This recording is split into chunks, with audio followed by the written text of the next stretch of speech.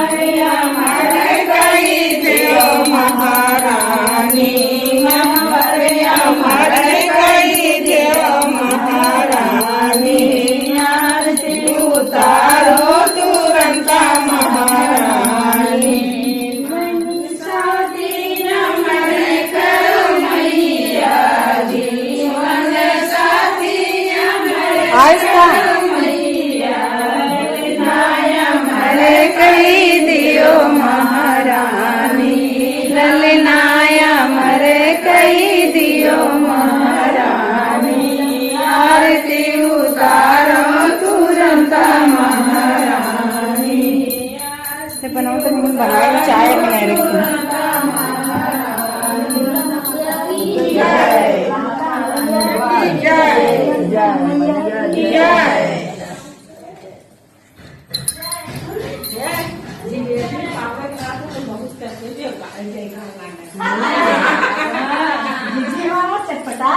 तुरंत मैया की जय जलेबी दे जाए